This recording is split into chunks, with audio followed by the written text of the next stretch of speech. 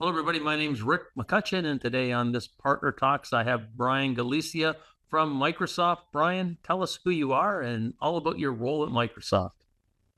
Yeah, thank you so much, Rick. It's a pleasure to again be on a show like this again with you and coming in person.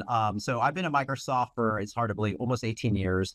I am super grateful and fortunate enough to lead our global Dynamics ISV business here at Microsoft. So I have a team of recruiters and a team of partner managers that manage our biggest ISVs in our Dynamics ecosystem. And it's funny, 18 years that we were on the enterprise user group call today, and some of the volunteers have been working with the product since version 3 and a couple of partners since version 1. So lots of history piling up around the world of Dynamics and the both of us being involved with CRM. But today we're going to talk about an exciting thing happening in Slovenia in just a few weeks, DynamicsMinds. Brian, talk a little bit about DynamicsMinds and what you're going to be doing there.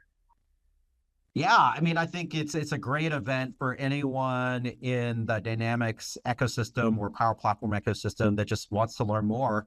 And with all these great events, it's a networking opportunity. You get a chance to meet with not only Microsoft people, there are a number of my colleagues and executives who are joining and speaking, but there's a number, of course, amazing people like yourself, Rick, as an MVP and also a longtime person in the ecosystem that is going to learn on various topics on all things Dynamics, not just on certain topics like CE, F&O, Power, but all things also Copilot and new innovation.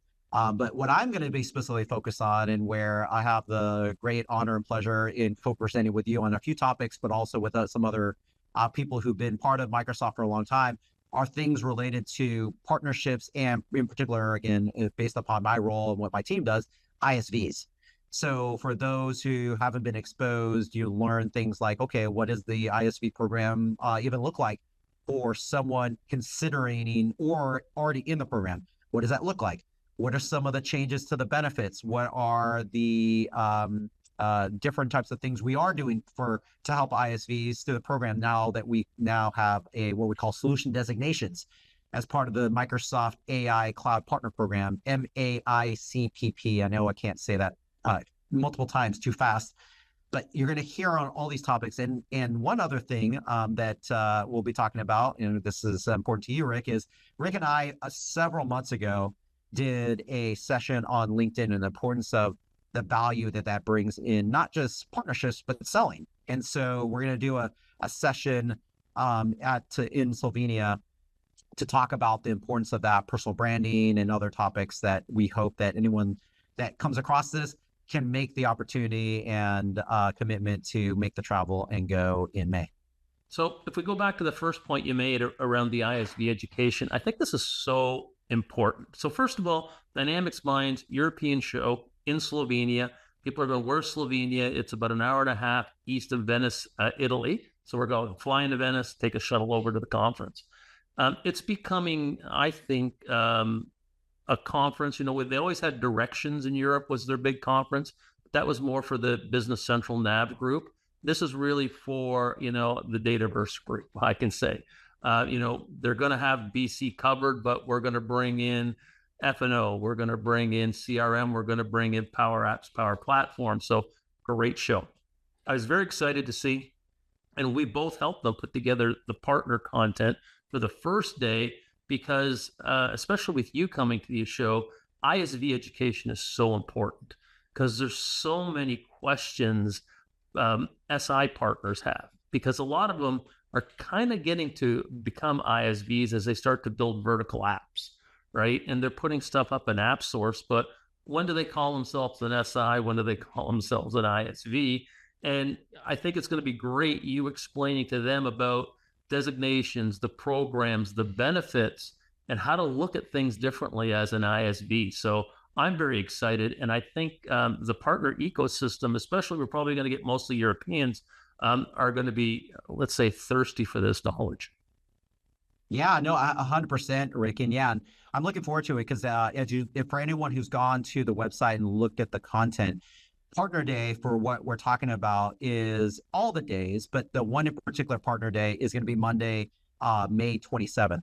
So that's a great opportunity for those of you who are trying to determine, okay, when do I invest time? How long can I be there, et cetera?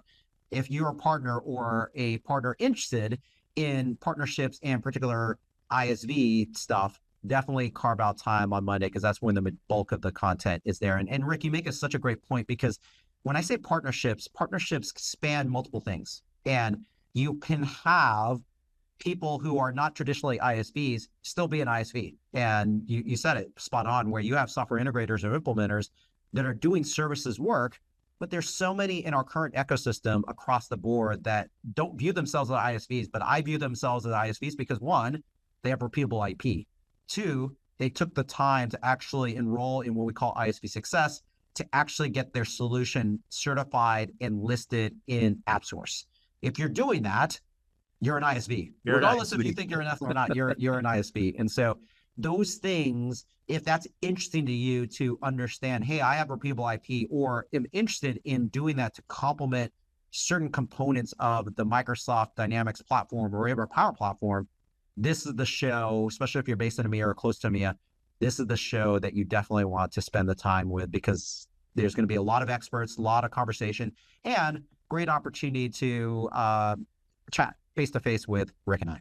So, and that's a good point because, we had the Extreme 365 shows that are have gone now, but that was a show similar size, right? And a lot of Microsoft partner management people were there.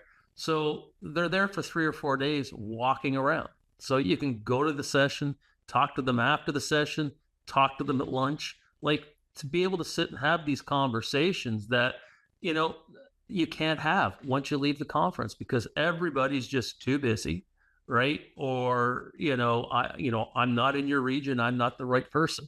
So I think being able to get face to face, not only with the Microsoft people, all the MVPs, there's like 40 MVPs are going to be there, plus all the other experts, I think is an excellent opportunity if you're a partner to really take your business to the next level.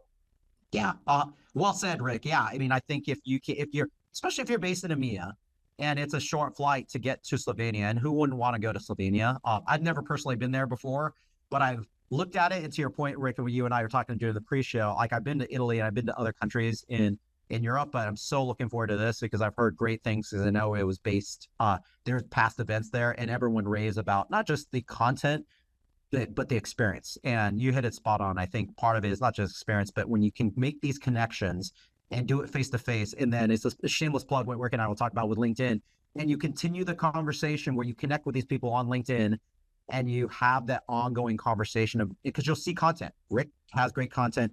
I don't want to self-preach myself, but I think I have great content that I share and that's really relevant. So you stay on top of things that, again, if you are interested in going deep and becoming a Microsoft partner, particularly around Dynamics and being part of the ISV ecosystem, great opportunity to learn more with a whole bunch of experts in Europe. And if you're just starting your Dynamics practice as well, because I was talking to the people at PAX 8, and they're going to be there, and they do a lot of partner development. If you're going there as a kind of a new Dynamics partner, this is an opportunity to get in front of people with decades of experience. And it's amazing at these conferences how much they share. Like, it's like all the competitive walls come down and we just have conversations about business, and it's fantastic. Yeah, and the journey. I mean, exactly. And you had a spot on your head.